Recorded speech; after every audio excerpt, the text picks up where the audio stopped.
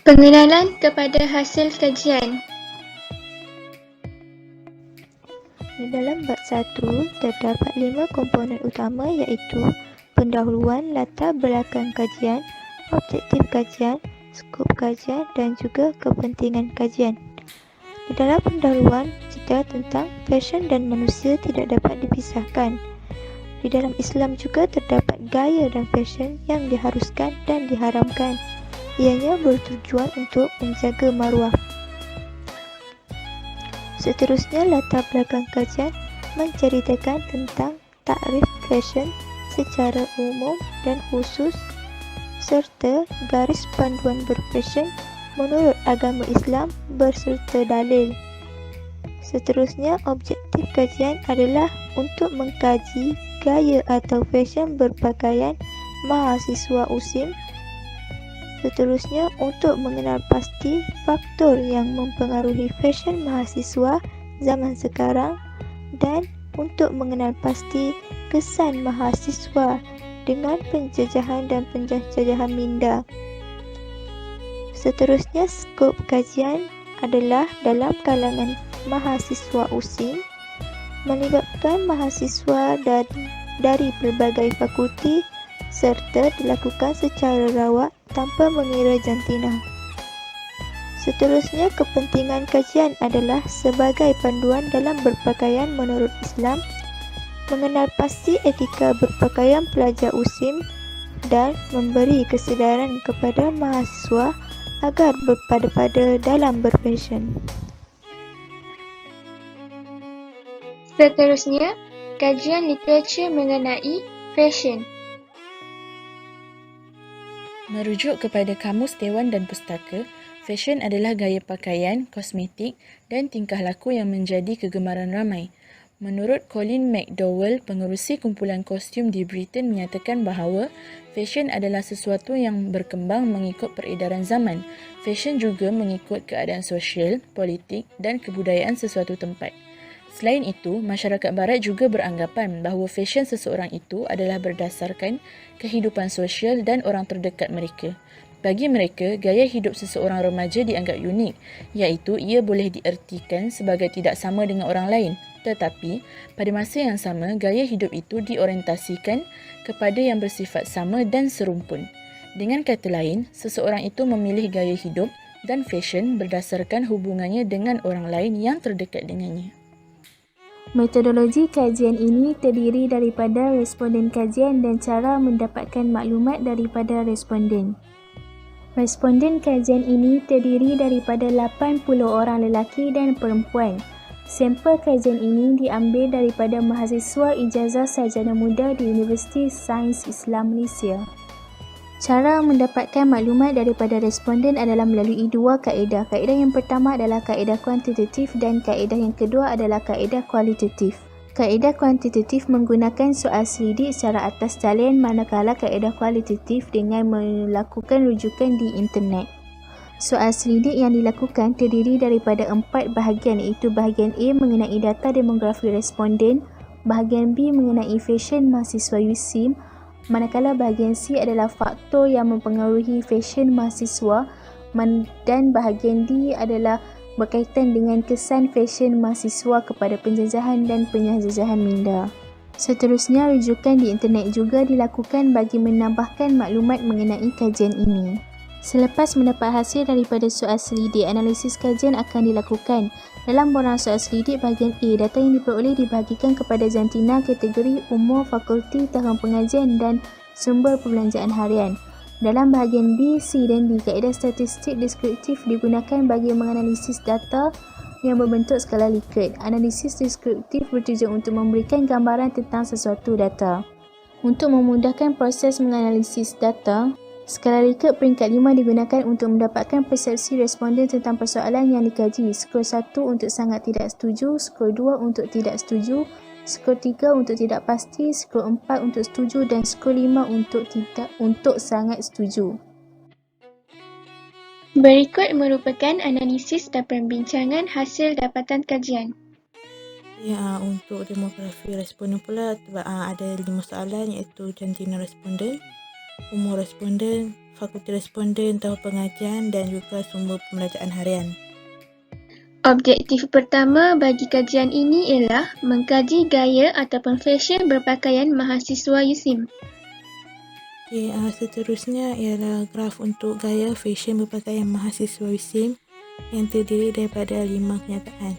Untuk kenyataan yang pertama iaitu mahasiswa mengikut trend fashion yang terkini. Ramai mahasiswa menjawab tidak pasti. Untuk kenyataan yang kedua iaitu mahasiswa mementingkan jenama pakaian tanpa mengira kemampuan. Ramai mahasiswa yang tidak setuju dengan kenyataan tersebut. Untuk kenyataan yang ketiga iaitu gaya pakaian mahasiswa menepati syariah agama sepenuhnya, iaitu ramai responden yang menjawab setuju dengan kenyataan ini. Untuk kenyataan keempat ialah mahasiswa mengutamakan kualiti berbanding jenama pakaian. Juga ramai mahasiswa yang bersetuju dengan kenyataan ini. Untuk kenyataan yang terakhir iaitu mahasiswa mengutamakan jenama tempatan berbanding luar negara, iaitu ramai mahasiswa menjawab tidak pasti dengan kenyataan tersebut. Seterusnya, kaji selidik ini diteruskan dengan objektif yang kedua iaitu faktor yang mempengaruhi fashion mahasiswa. Berdasarkan graf, setuju menjadi pilihan majoriti keseluruhan responden iaitu mahasiswa USIM. Antara faktor yang mempengaruhi fashion mahasiswa ialah artis atau model terkemuka akan menjadi contoh fashion kepada mahasiswa. Kebanyakan mahasiswa menjadikan artis atau model terkemuka sebagai petunjuk arah atau trendsetter kepada fashion mereka. Seterusnya, kenyataan kedua, pengaruh rakan sebaya yang terlalu mementingkan fashion sehingga memandang rendah kepada individu yang kurang berfashion.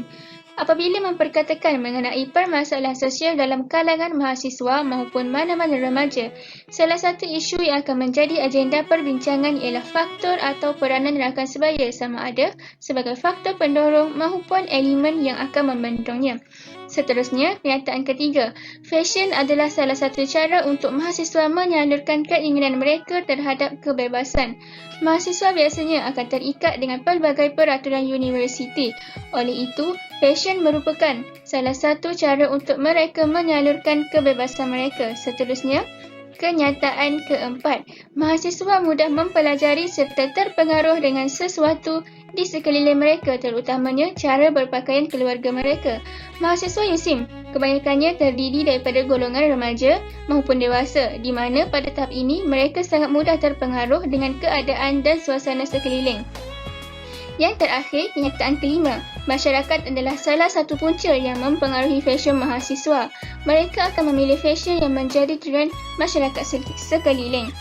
Mahasiswa merasakan pakaian merupakan elemen utama dalam usaha untuk membina hubungan sosial. Oleh itu, mahasiswa lebih cenderung untuk mengenakan fashion mengikut keadaan sekeliling. Kaji selidik telah kami jalankan terhadap mahasiswa USIM untuk mengenal pasti kesan fashion mahasiswa dengan penjajahan dan penyahjajahan minda. Bagi kenyataan 1, pilihan tidak pasti dan setuju mendapat undian paling tinggi. Kegairahan untuk tampil dengan persona berbeza sering dikaitkan dengan unsur asing membuatkan mahasiswa hari ini meninggalkan budaya pemakaian tempatan. Jati diri Melayu perlu diperkasakan memandangkan semakin tenggelam di telan arus kemodenan.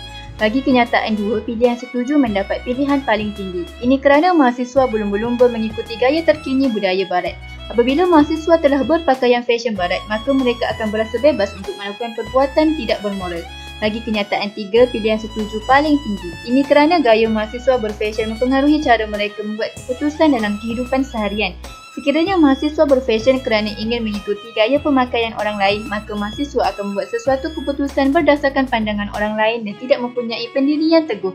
Bagi kenyataan 4, pilihan setuju merupakan pilihan majoriti. Ini kerana mahasiswa ingin menjadi orang pertama yang tahu mengenai fashion terkini. Mahasiswa seharusnya mengutamakan pengajian berbanding perkara yang tidak mendatangkan sebarang faedah kepada mereka. Akhir sekali, bagi kenyataan 5, pilihan setuju mendapat undian paling tinggi. Ini kerana mahasiswa lebih mementingkan fashion terkini berbanding aurat mereka. Walaupun mahasiswa mahu menggayakan fashion terkini, mereka sewajarnya berpakaian menepati syariat agama. Akhir sekali, rumusan daripada hasil kajian dan cadangan yang dapat diketengahkan. Akhir sekali, rumusan dan cadangan yang dapat diambil daripada hasil kajian ini ialah rumusannya, fashion dapat didefinisikan sebagai istilah yang merujuk kepada gaya berpakaian, kosmetik, tingkah laku dan sebagainya. Dapat diketahui juga, fashion merupakan keinginan untuk sesuatu perubahan dan ini menjadikan ia sebagai daripada asas kehidupan manusia. Walhal demikian, sebagai umat Islam, pergayaan fashion ini hendaklah dilihat dari pelbagai aspek yang perlu diikuti. Hasil kajian mendapati mahasiswa lebih mengutamakan tuntutan maqasid syariah daripada mengejar trend-trend terkini. Ini menunjukkan ilmu keagamaan yang diterapkan dalam diri mahasiswa sangat baik. Seterusnya, hasil kajian yang disimpulkan daripada objektif kedua ialah mahasiswa bersetuju bahawa masyarakat adalah salah satu punca utama yang mempengaruhi pemilihan fashion remaja.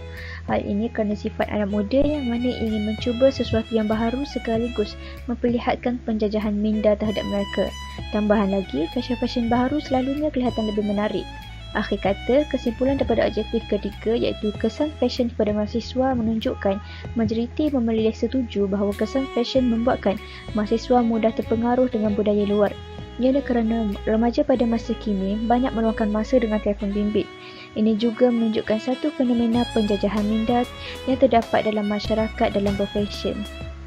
Antara cadangan yang dapat dilakukan oleh para mahasiswa dalam berfashion ialah sewaktu memilih pakaian atau fashion, pastikan fashion itu benar-benar menutup aurat yang hakiki, seperti memilih pakaian yang labuh, tidak terlalu jarang dan warnanya tidak terlalu menonjol. Seterusnya, sebelum memilih pakaian, hendaklah terdahulu mendalami ilmu yang berkaitan dengan hukum aurat, batas-batasan aurat, konsep aurat dan persyariatan aurat di dalam Islam. Selain itu, mahasiswa juga tidak boleh terlalu obses dengan fashion dari luar negara atau jenama-jenama yang mahal. Sebaliknya, hendaklah mendahului dari perspektif Islam. Akhir sekali, mahasiswa juga tidak boleh berfashion dengan hanya ingin menunjuk-nunjuk kepada orang terhadap kecantikan dan jenama pakaian yang kita miliki, kerana ia akan menimbulkan perasaan iri hati pada orang yang melihatnya.